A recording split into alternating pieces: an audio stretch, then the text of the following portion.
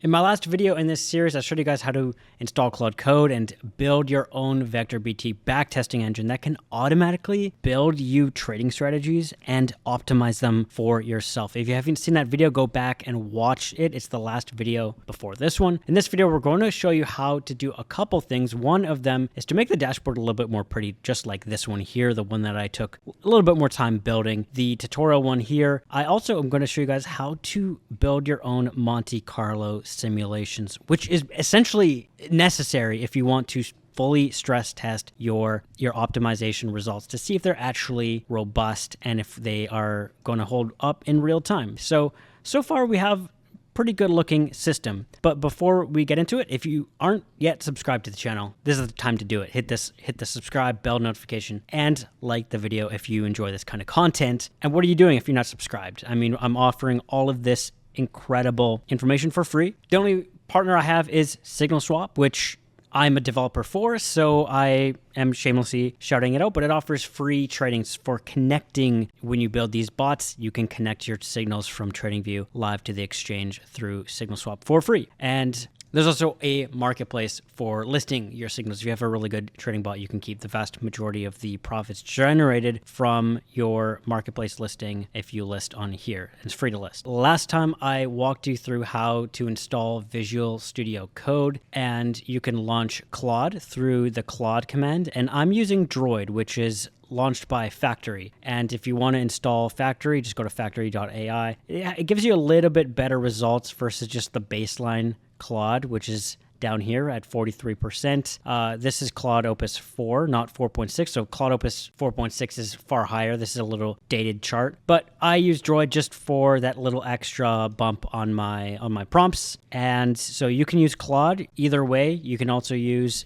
Cursor or anti-gravity. It'll work the same with Claude Code. And I'm using Sonnet 4.5 for this video because we don't really need the most complex model, just for adding some simple code to our script. We already have most of the heavy work done with the engine that we built, which is this one here. And we tested just a simple EMA last time. So we had a really high drawdown. It is just an EMA. We're not expecting an EMA to be robust or pass any of these really strong stress tests, but it did show some of these results, and it compared them and plotted all the results on top of each other, which is super useful. You can see the drawdown graph here going down and then the net profit graph on top. And again, when you're using these, if you aren't already hooked up to Claude Code or Droid or Cursor or anti-gravity, you can just head over to chatgpt.com or Gemini, and you can just ask your questions for how to set it up. If you have any additional questions, it will guide you on the step that you're currently on if you describe it quite well, and it will set you up with Visual Studio Code. It knows all the commands for Visual Studio Code, so you can ask it any questions. The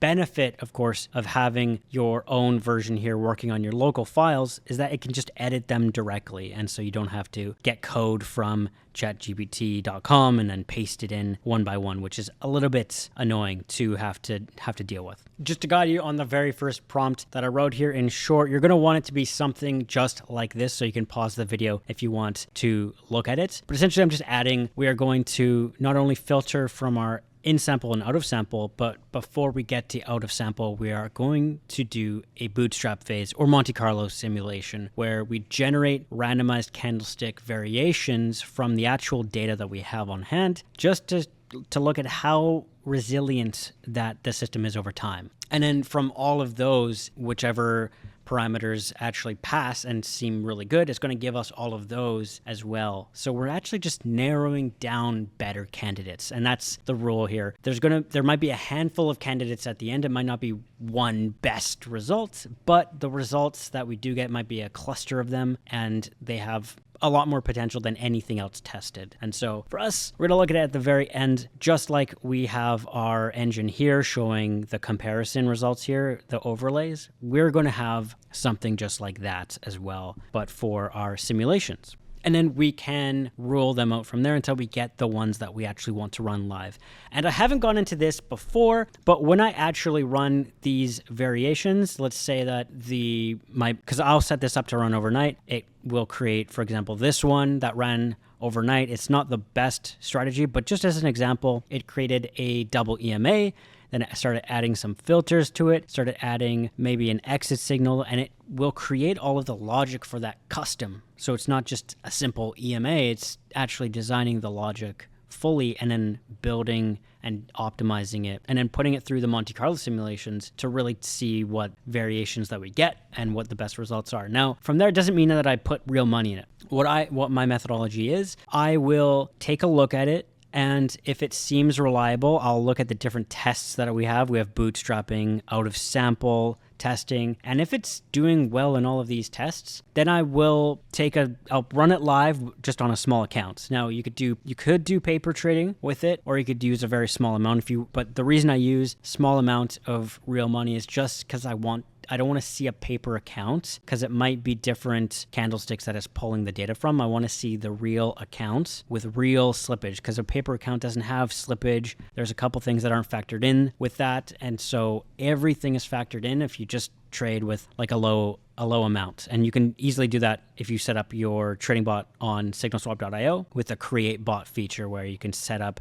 the bot name, you can connect everything to TradingView. So I will get my results, and my script is, the trading strategy is actually just in Python, but I can translate it back to PineScript with some efforts. If it's a good strategy and it's worth my time, then I will do that. Otherwise, you either have to code it directly in PineScript and then optimize it in PineScript, like you can do that on SignalSwap. But if you're going to Python, it's not the hardest thing to do with an AI to translate it from PineScript from Python, what you have here, what it's building, and then translating that strategy into PineScript so you can hook up the signals live. And of course, you could leave it in Python. If you have a system here, you can ask your Claude to just trade or build a system that actually looks and pulls live candle data and will execute trades as well. But that's a little bit more complicated to do. Of course, your computer's going to be on 24/7. You might miss some signals. You might have some internet lag. And so that's why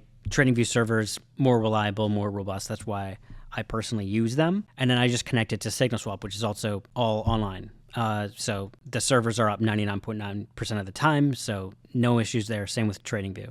So what I also pasted here, I just actually pasted an image. I took a screenshot of my dashboard. So you can Google something you like, screenshot it. And if you even just want to screenshot this page right now, you can. And you can use it as inspiration for your Claude to build a dashboard that's similar to this one here that separates the data out really nicely. It's really easy to look at. You can see the parameters up here, what the net profit is, and then all of the data right in the center. And then you can switch all the different modes here for different graphs that are out of sample, in sample, bootstrapping, etc. And again, if you haven't watched the previous video in the series where I go through all of this, essentially all you have to do is prompt it really well. So you have to have step-by-step instructions for. You have to know kind of the backbone of what architecture should be built, but from there it will pick it up all for you. It really just involves downloading the price data from the crypto exchange, forex broker, etc., splicing up the data into slices, and then so that you can work off of it. So you can run backtest on one portion of it, save a reserve of it out of sample, and then you can randomize candlesticks and do all your stress tests with it through your pipeline. And we're using TA-Lib to do that. TA-Lib is a library of indicators for Python, so you can just import it and it's kind of plug and play, but you can also build custom ones as well on top of that.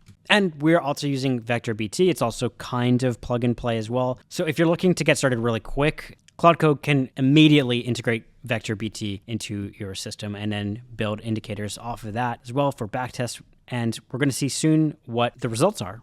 All right, so we got our full new dashboard style. We're going to check some of the different variations that we got here. And it built a different strategy. So I'm just changing this just because it's showing the worst drawdown along with the best sharp. So the best sharp we actually got was almost 0.96, which is really good. And we have in sample, out of sample here. So now we can view our different strategy drawdowns just to give it a little bit better look and feel as well, just by uploading the image example of the one that I wanted to work towards. And then boom, right here that we have almost It's actually really funny how close it actually got in just one shot.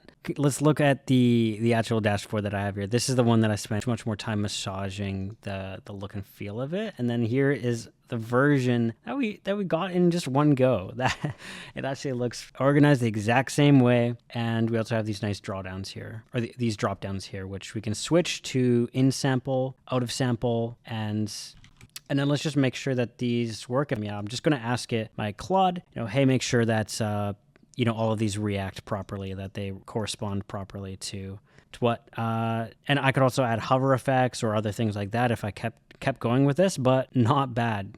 This was a quick strategy that I built. It was a VWAP reset strategy that it built for us, and only has 12 trades. So obviously this is just a test one for the video. And when I work overnight, I'm working on much more robust variations, but this just shows how easy it is to set up. This was one shot, one go. Imagine what you can do if you spend much more time. You don't have to spend so much time on the styles, but on the actual engine itself, getting the math just right, getting the trading all configured properly, and then just starting building different strategies and seeing what works, and then converting them to PineScript, and then hooking it into SignalSwap and TradingView for real trading. So I would say for the purposes of this video, I think the tutorial is done. If you have any questions, comment down below, and I will answer as many questions as I can get to if you had any issues following along.